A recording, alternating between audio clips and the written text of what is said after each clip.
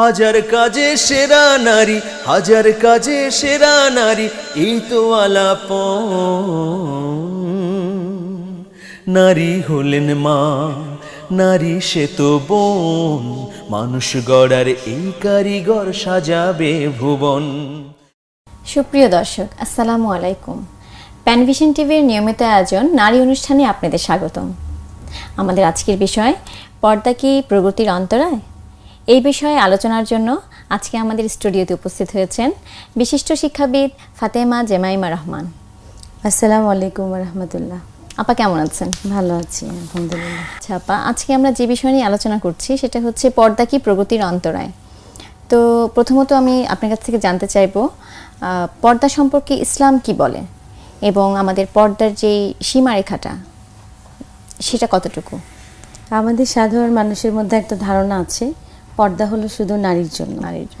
পর্দা নারী পুরুষ উভয়ের জন্যই এসেছে এবং কোরআনে, পবিত্র কোরআনে সুস্পষ্ট নির্দেশনা আছে যে নারী এবং পুরুষ যেন তার দৃষ্টিকে অবনমিত রাখে।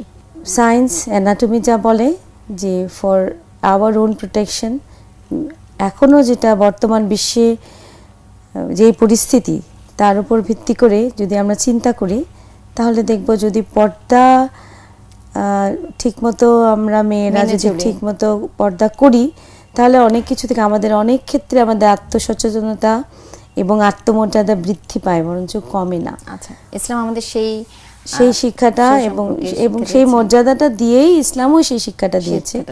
তো এই কারণটা অনেক, আমি বলবো অনেক বিজ্ঞানসম্মত।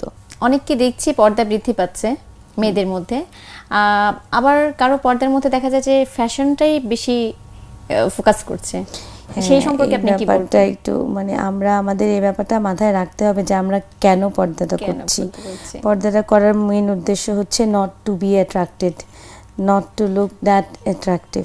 আসল উদ্দেশ্যটা তাই।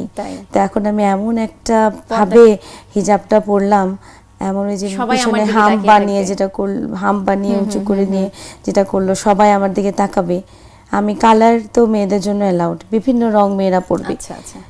যেমন মেয়েদের জন্য সুগন্ধিবিহীন আতর মেয়েরা ব্যবহার করবে এবং সুগন্ধি সহ যুক্ত আতর ব্যবহার করবে পুরুষেরা। কিন্তু এটা আমাদের নির্দেশনা, সুস্পষ্ট নির্দেশনা আছে।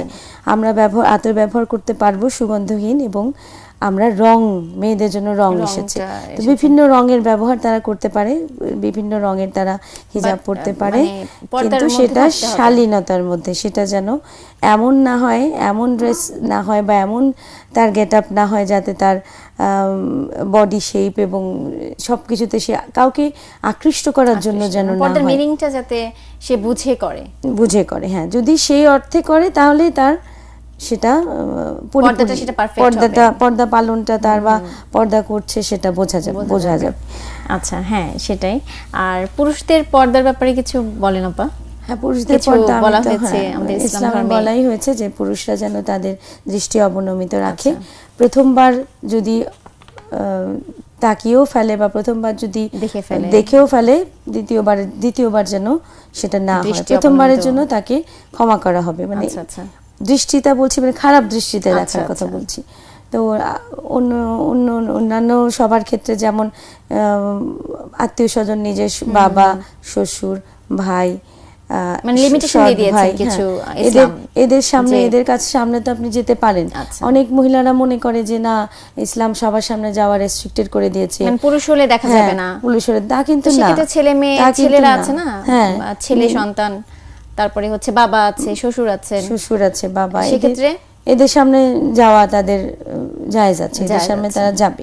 পর্দার আড়াল থেকেই বিভিন্ন পরপুরুষের সাথে কথা বলার জন্য পর্দার আড়াল অনেকেই মেনটেন করেন, কিন্তু এখন তো যুগ অনেক এগিয়ে গেছে, মেয়েরা বাইরে বের হচ্ছে কাজ করতে, সুতরাং মেয়েদেরকে তো আর এখন ওভাবে তো পর্দা করতে সম্ভব হচ্ছে না। সুতরাং আমি মনে করি পুরুষ এবং মহিলা সবার জন্যই আমাদের চোখের পর্দাটা এখন অনেক বেশি জরুরি, এবং আমরা এমন কিছু যেন না পড়ি যেটা খুবই একটা উদ্ভট একটা গেট আপ হয় বা খুব অ্যাট্রাক্ট করে মানুষকে, বা মানুষ বাধ্য হয় তাকাতে, বাধ্য হয় দ্বিতীয়বার দেখতে। এই জিনিসগুলো আমরা যদি কন্ট্রোল করে চলি বা আচ্ছা, আমরা হ্যাঁ, মেনে instigate না চলতে হবে করি, আমাদের কিছু তাহলে জিনিস। হয়তো আচ্ছা তাহলে আপা, আমরা অনেক- পর্দার ব্যাপারে যে জিনিসটা বলতে যাচ্ছি যে পুরুষরা একবার তাকাতে যদি ভুলে তাকিয়ে ফেলে সেক্ষেত্রে দ্বিতীয়বার সে যেন চোখ অবনমিত করে। তো সেক্ষেত্রে আপা যখন পুরুষরা বিয়ের জন্য মেয়ে দেখতে যায় বা পাত্রী দেখতে যাচ্ছে, হ্যাঁ, স্ত্রী যা হবে, হ্যাঁ, তিনি কিভাবে সেটা মেনটেন করবে, এটা কিভাবে একদম দেখবে? পরিষ্কার হাদিসে আছে যে তোমরা বিয়ে করার জন্য যখন পাত্রী দেখতে যাবে তখন তোমরা হযরত মুগীরা বিন সুবা রাদিয়াল্লাহু তাআলা আনহু হতে বর্ণিত আছে যে একবার তিনি একজন নারীকে বিবাহের প্রস্তাব দিলেন। আচ্ছা, মহানবী সাল্লাল্লাহু আলাইহি ওয়াসাল্লাম তাকে বললেন তাকে ভালোভাবে দেখে নাও, কারণ ইহা তোমাদের মধ্যে ভালোবাসা ঐক্য সৃষ্টি করতে অধিকতর উপযোগী হবে। সুতরাং একেবারে না দেখে বিয়ে করতে অন্ধের মতো, এটা কখনো ইসলামে মানে এটা পারমিশন দিয়েছেন আল্লাহ। এটা এটা দেখে নিতে হবে। যদি আচ্ছা। বিয়ের উদ্দেশ্যে কাউকে দেখা হয় তাহলে অবশ্যই দেখে নিতে হবে। আরেকটা জিনিস আপা, যে মুখমণ্ডল পুরো ঢেকে ফেলা, পর্দা দিয়ে মুখমণ্ডল পুরো ঢেকে ফেলা, এটাও তো, এটা নিয়ে একটু এটা নিয়ে অনেক আলেমদের মধ্যেও দ্বিমত আছে যে তো মুখটা মোটামুটি পুরো তো আমরা ঢাকবে অনেক কিনা। সময় মুখটা খুলে রাখি, সেক্ষেত্রে তো অতটা বেশি সমস্যা হাত এবং হয় না আর কি। মুখমণ্ডল খোলা রাখার নির্দেশনা আছে। আচ্ছা, খোলা রাখতে সেক্ষেত্রে পারবেন। পাত্রী দেখতে কোনো সমস্যা অতটা সমস্যা হওয়ার কথা না। প্রিয় দর্শক, আলোচনার এই পর্যায়ে নিয়ে নিচ্ছি একটি ছোট্ট বিরতি। ফিরে আসছি শিগগিরই, আমাদের সাথেই থাকবেন। নারী হলেন মা, নারী সে তো বোন, মানুষ গড়ার এই কারিগর সাজাবে ভুবন।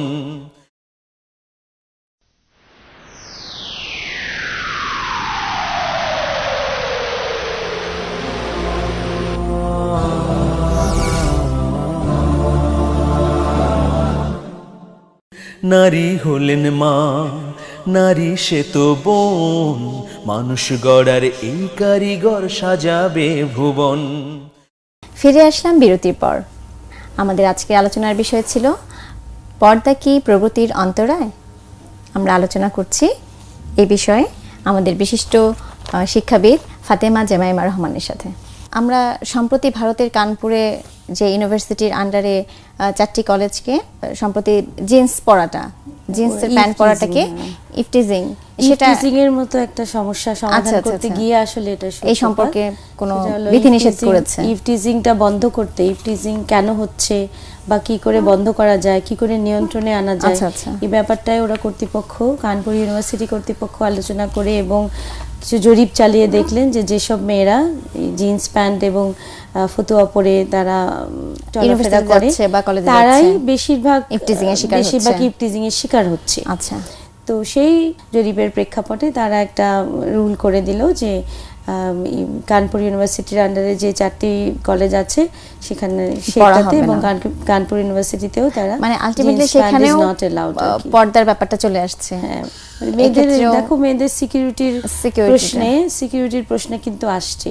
পর্দা বলতে যে একেবারে লম্বা জুব্বা পরে তোমাকে ঘুরতে হবে তা কিন্তু না, ঠিক আছে? তোমাকে যতটুকু পোশাকটা শালীন হতে হবে এবং এটা সম্পর্কেও ইসলামের যেটা নির্দেশনা আছে সেটাতে বলা হচ্ছে আপনি মুমিন মহিলাদের বলে দিন তারা যেন তাদের শরীর ও মুখমণ্ডল চাদর দ্বারা আবৃত করে রাখে। তাহলে একটা চাদর দিয়ে আবৃত করার কথা ইসলামে বলা হয়েছে। আমাকে বোরকা পরতেই হবে, অ্যাপ্রন পরতেই হবে, এরকম কোনো বাধ্যবাধকতা আছে কিনা? হাত এবং মুখ দেখানোর কথা কিন্তু দেখাতে বলা হয়েছে, মানে পারবে সেটা, সেই সম্পর্কে অনুমতি আছে। আচ্ছা, কিন্তু বলা হয়েছে চাদর দিয়ে যেন ঢেকে নেয়। তো আমরা তো মেয়েরা, মুসলমান মেয়েরা তো সবাই আমরা বড় ওড়না পরছি, তো it has to be put on in appropriate way. আমরা যেন অ্যাপ্রোপ্রিয়েট ওয়েতে সেটা দেই টু কভার। আচ্ছা, যেমন পর্দার মাথার হিজাবের কথা, যেমন জিন্স আর ফতুয়া পরেও কিন্তু অনেকে মাথায় হিজাব করছে, এটা কিন্তু প্রপার হলো না। তখন তাকে ওই কভারিংটা তো তাকে দিতেই হবে, so that the shape of the body is not seen. আসল উদ্দেশ্যটা তো সেটাই। আমাদের ধর্মে বলা আছে, আমাদের ইসলাম ধর্মে বলা আছে, দুজন মহিলার সাক্ষ্য একজন পুরুষের সাক্ষ্যর সমান। এই কথাটা অনেকদিন ধরে প্রচলিত, এই জন্য এই ব্যাপারটা নিয়ে আমি একটু খতিয়ে দেখার চেষ্টা করলাম যে ব্যাপারটা আসলে কি। দুজন মহিলার সাক্ষ্য, সেটা আমি দেখতে গিয়ে দেখলাম যে ইসলামে আসলে 7টা স্থানে, কোরআন শরীফের 7টা স্থানে বলা হয়েছে। সূরা নূরের 6 থেকে 9 নম্বর আয়াতে বলা হয়েছে নারী ও পুরুষের সাক্ষ্য সমান। সূরা নিসার আয়াত নাম্বার 15, সূরা মাইদার 109 নম্বর আয়াতে, সূরা নূরের আয়াত 4, আয়াত 13 এবং সূরা তালাকের আয়াত 1। এখানে বলা হয়েছে নারী ও পুরুষের সাক্ষ্য সমান।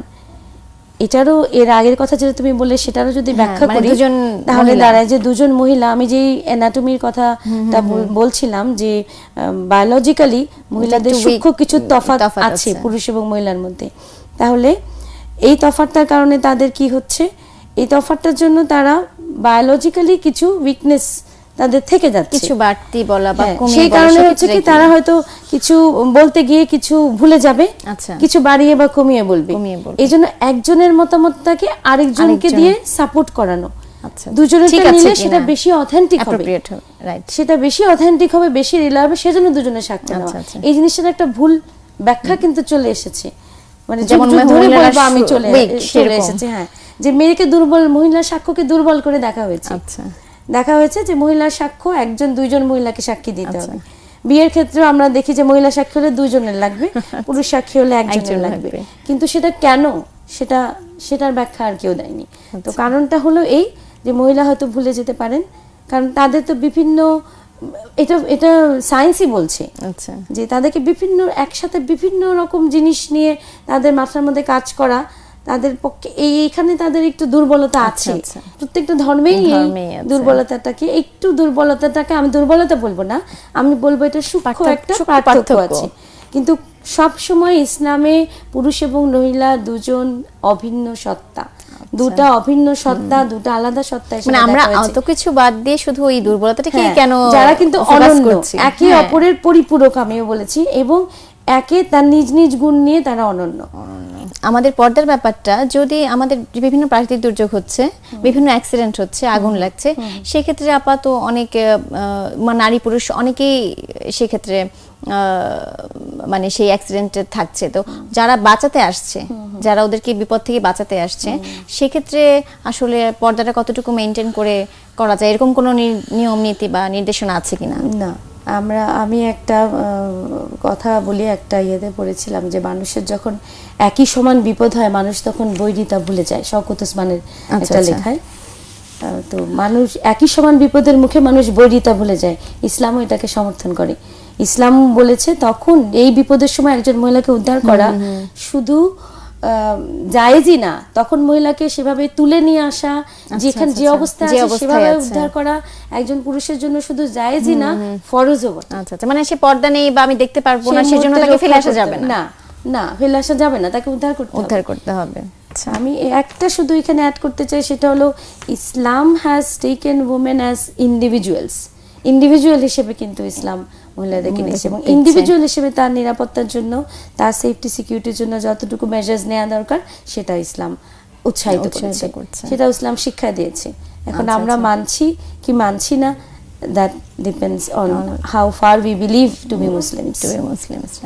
আসলে আমাদের অনেক জ্ঞান অর্জন দরকার, আমাদের পড়াশোনা দরকার, এইসব বিষয়ে স্টাডি আসলে করতে হবে, তাহলেই আমরা আসলে পর্দার এবং বিভিন্ন ইসলামিক নীতি সম্পর্কে সবাইকে অনুরোধ করব যে কেউ ভুল ব্যাখ্যার দিকে যাবেন না, নিজে কোরআনকে বুঝে পড়ুন, হাদিস বুঝে পড়ুন, নিজেদের সমস্যা নিজেরাই সমাধান করতে পারবেন। প্রিয় দর্শক, এতক্ষণ আমরা আলোচনা করছিলাম পর্দা কি প্রগতির অন্তরায়। আজকের মতো আলোচনা এখানেই শেষ করছি। আগামীতে আবার কোনো নতুন বিষয় নিয়ে দেখা হবে। সে পর্যন্ত ভালো থাকুন, সুস্থ থাকুন, নিরাপদে থাকুন। আল্লাহ হাফেজ। হাজার কাজে সেরা নারী, হাজার কাজে সেরা নারী, এই তো আলাপন। নারী হলেন মা, নারী সে তো বোন, মানুষ গড়ার এই কারিগর সাজাবে ভুবন।